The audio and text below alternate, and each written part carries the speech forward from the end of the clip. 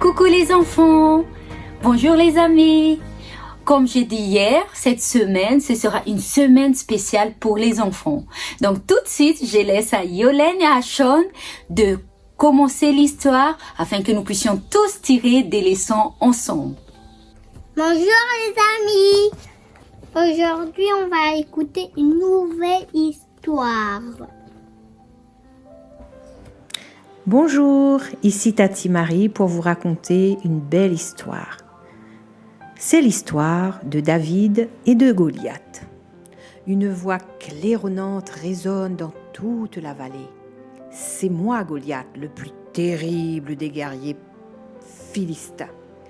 Envoyez l'un des vôtres pour lutter contre moi. Si je perds, nous serons vos esclaves. Mais si je gagne, c'est vous qui nous servirez. Alors, qui veut se battre contre moi ? Voilà comment Goliath se moque des Israélites qui servent Dieu. Devant ce géant, il tremble de terreur comme un lapin face à un tigre qui rugit. Bien que Goliath continue à les provoquer durant 40 jours et 40 nuits. Personne n'a le courage de se mesurer à lui. Rien qu'à voir sa lourde armure et sa longue épée, l'armée israélite entière voudrait fuir à l'instance, sauvée tout de suite. Un jeune homme envoyé par son père pour prendre des nouvelles de ses 3 frères arrive au camp israélite. Pendant qu'il converse avec eux, le héros des guerriers philistins se présente à nouveau. Les Israélites murmurent découragés. Voilà encore Goliath, la terreur, avec ses insultes. Qui est ce Philistin qui ose défier notre Dieu ? Demande David. Eliab, son frère aîné, le réprimande. Pourquoi es-tu ici ? Ne devrais-tu pas être en train de garder les moutons ? La guerre n'est pas un jeu. Le commentaire de David arrive aux oreilles du roi, qui le fait venir immédiatement. Ne craignez rien, Majesté, j'irai me battre contre ce Philistin, dit David. Le roi, très impressionné par tant de courage. David raconte au roi sa vie avec les troupeaux de moutons, puis il ajoute « Le Seigneur qui m'a protégé des griffes du lion et de l'ours me sauvera de ce Philistin. » Saül n'est pas très sûr que David tuera Goliath, mais il le laisse aller au combat. Il voudrait qu'il utilise son armure et son épée. Mais David lui explique « Majesté, ces armes ne me conviennent pas. Elles sont bien trop lourdes pour moi. Laissez-moi me battre sans elles. » À la place de cet armement, David n'emporte que son bâton et sa fronde de berger.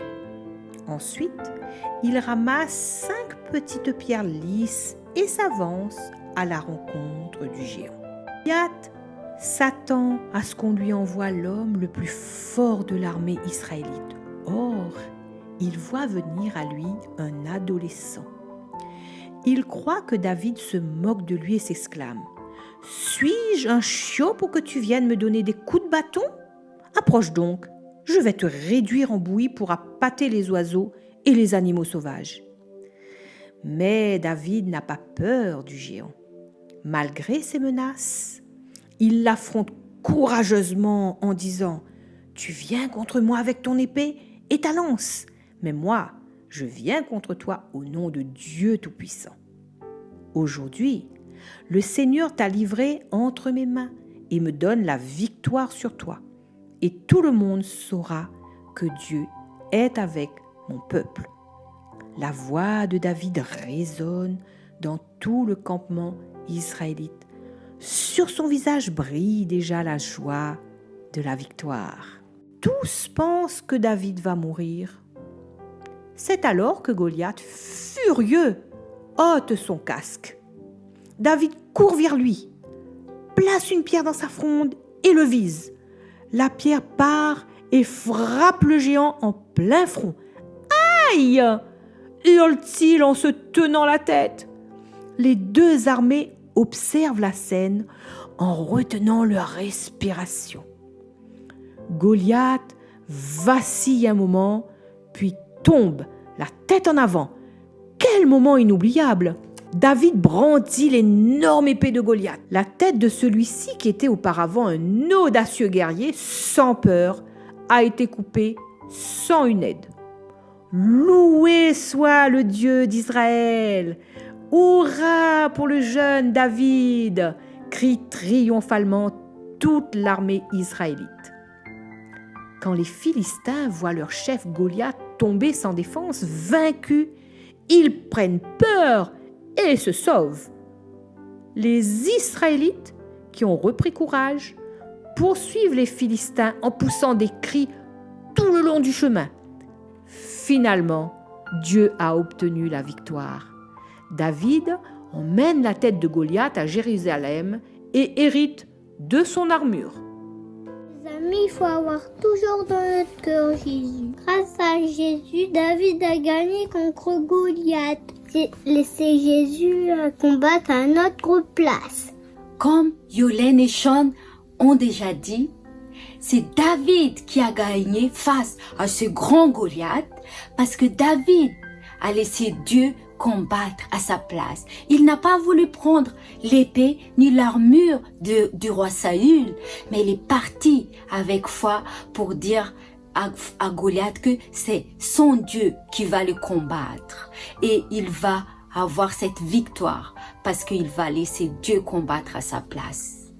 Donc les enfants, quand vous êtes face à des problèmes, mettez-vous à genoux, priez et là vous allez voir que Dieu va agir et vous allez avoir la victoire comme David face à ce Goliath. Et les amis, quelle leçon on peut tirer de cette histoire? Tout simplement, quand on est face à un Goliath, il n'y a personne qui peut nous donner la victoire à part Dieu seul. Seul en Jésus, on peut être plus que vainqueur. Et après ce combat, après cette grande victoire, David va faire face encore à d'autres problèmes plus grands que cela. Parce que le roi Saül va vouloir le tuer. Et les frères de ce géant Goliath vont vouloir se venger de la mort de leur frère. Donc, David va être face à des problèmes plus graves que ce Goliath. Mais Dieu va agir encore. Il va utiliser le fils de ce roi pour protéger David.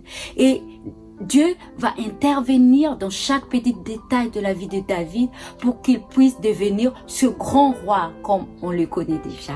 On le sait déjà. Donc, les amis, si vous voulez être victorieux dans votre vie de tous les jours, laissez Dieu à la première place de votre vie. Comme David, laissez Dieu combattre à votre place et vous allez être plus que vainqueur chaque jour de notre vie. Et quand on a gagné face à un Goliath, il y aura aussi d'autres problèmes plus graves qui vont arriver, mais on peut toujours s'en sortir victorieux. Et le combat va continuer, mais la victoire va rester du moment que on demeure en Jésus. Et c'est là que je vous laisse notre promesse d'aujourd'hui dans Deutéronome chapitre 3 verset 22. Ne le craignez point, car l'Éternel votre Dieu combattra lui-même pour vous. Et oui les amis, laissez Dieu combattre pour vous et votre victoire sera assurée. Telle est ma prière pour chacune d'entre nous. Que Dieu nous bénisse tous et je vous dis à demain. Au revoir.